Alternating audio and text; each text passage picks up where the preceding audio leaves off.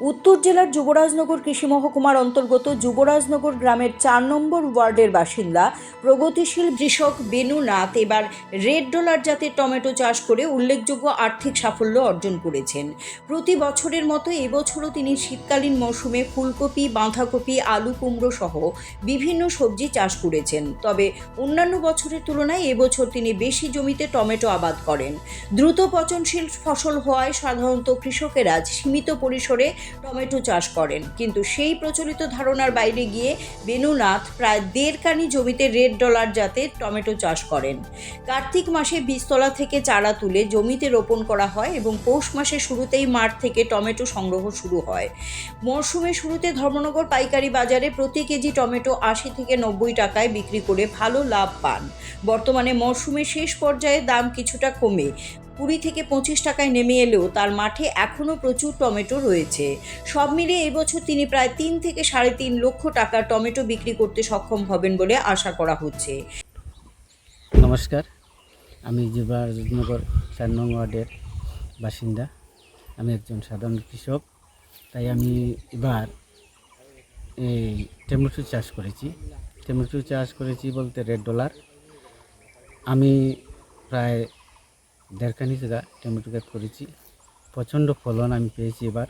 আমি যখন থেকে আমি টমেটো চাষ করেছি, এইবার আমার মনে হয় সবচেয়ে বেশি আমি গেইনার হয়েছি টমেটো চাষ করে। আমি ৮০ থেকে ৯০ টাকা করে টমেটো চাষ বিক্রি করেছি বাজারে। তাই আমি এই কথাটাকে বলবো যে এবার এই যে টমেটো চাষে আমার যে উপকৃত আমি হয়েছি, কোনো বছর আমি এরকম আর পাইনি। যুবরাজনগরবাসী এবং উত্তর ত্রিপুরা জেলার সমস্ত কৃষক ভাইদেরকে বলবো, টমেটো চাষ করুন। টমেটো চাষ করলে আসলে আমাদের কৃষকরা বিভিন্নভাবে উপকৃত হবেন। টমেটো চাষ এমন এক চাষ, মানে প্রায় ১.৫ মাস ১ মাস বাদে আপনারা বাজারে বিক্রি করতে পারবেন। এই সাফল্যের পেছনে রাজ্য সরকারের কৃষি এবং কৃষক কল্যাণ দপ্তরের সক্রিয় ভূমিকার কথা উল্লেখ করেছেন বেনু নাথ। বিজন কান্তি শর্মা নিয়মিতভাবে মাঠ পরিদর্শন করে কৃষকদের সঙ্গে কথা বলেন এবং প্রয়োজনীয় প্রযুক্তিগত পরামর্শ দিয়ে থাকেন। তার নির্দেশনায় বেনু নাথ প্রথমবারের মতো মাচা বা সাপোর্ট সিস্টেম তৈরি করে হাইব্রিড এবং দেশি জাতের টমেটো চাষ করেন, যা ফলন বৃদ্ধিতে গুরুত্বপূর্ণ ভূমিকা রেখেছে। কৃষি দপ্তরের পক্ষ থেকে জানানো হয়েছে, MIDH প্রকল্পের আওতায় কৃষকদের মধ্যে উচ্চ ফলনশীল হাইব্রিড বীজ বিতরণ করা হয়েছে।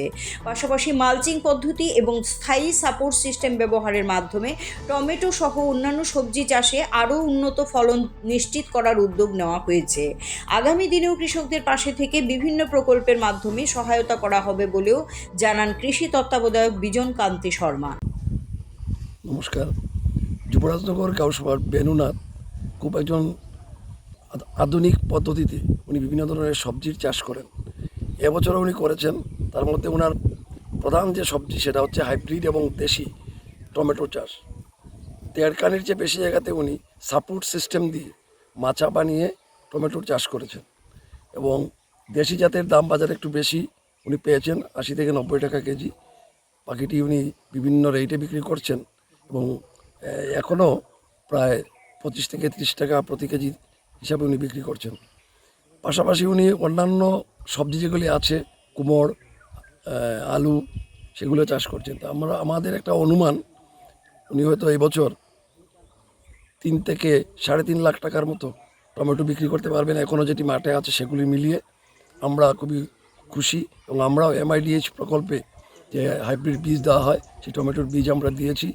আগামীবার ওনাকে আমরা উৎসাহ দিচ্ছি যাতে মালচিং করে এবং যে সাপোর্ট সিস্টেম সেটা পার্মানেন্ট সাপোর্ট সিস্টেম করে টমেটো চাষ করেন, তখন আমরা MIDH প্রকল্প থেকে ওনাকে সহায়তা করব। কৃষকদের মতে, কৃষি এবং কৃষক কল্যাণ দপ্তরের সহযোগিতায় এলাকায় সবজি চাষে এক নতুন সম্ভাবনার দ্বার উন্মোচিত হয়েছে।